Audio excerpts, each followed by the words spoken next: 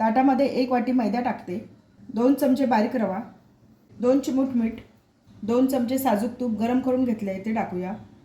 सर्व मैद्याला तूप व्यवस्थित चोळून घेऊया। थोडंसं पाणी टाकते, थोडं पाणी टाकून पीठ भिजवून घ्यायचे। पीठ छान भिजवून घेतले, याच्यावर झाकण ठेवते। हे पीठ आपण झाकून साईडला ठेवून देऊया। कढई गरम झाली आहे, तीळ टाकूया।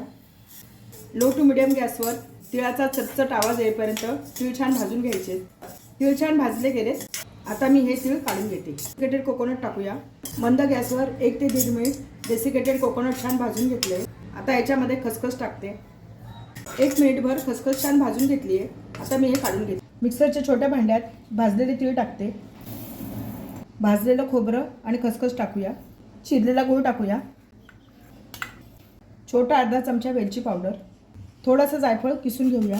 मिक्सर चालू बंद करून 1 ते 2 वेळेला फिरवून घेऊया। 3 ते 4 वेळेला मिक्सर चालू बंद करून मी फिरवून घेतलंय। असं जाडसर वाटायचं, खूप बारीक पावडर नाही करायची। आपलं करंजीचं सारण तयार झालंय। करंज्या लाटून घेऊया। पीठ छान भिजलंय, थोडंसं मळून घेऊया। पिठाचा छोटासा गोळा घ्यायचा आहे, हातावर मळून घ्यायचा, पुरीप्रमाणे लाटून घेऊया। पातळ लाटायचं आहे, पुरीप्रमाणे लाटून घेतलंय, पातळ लाटून घेतलंय।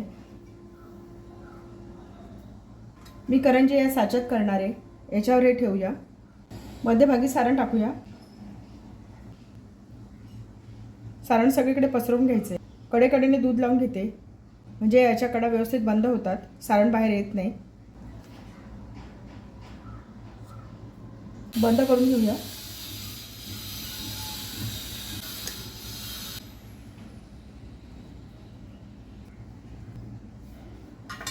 छान झाली आपली करंजी। सर्व करंज्या करून झाल्यात। गॅसवर कढईमध्ये तेल तापत ठेवलंय, करंज्या तळून घेऊया। तेल जास्त तापवायचं नाही, मध्यम तापून घ्यायचं। लो टू मिडियम गॅसवर करंजी तळून घ्यायची। उलटपालट करून दोन्ही बाजूला सोनेरी रंगावर तळून घ्यायची। करंज्या दोन्ही बाजूने सोनेरी रंगावर तळल्या गेल्यात, आता मी ह्या काढून घेते। छान झाल्यात करंज्या। आपल्या तिळगुळाच्या करंज्या तयार झाल्यात।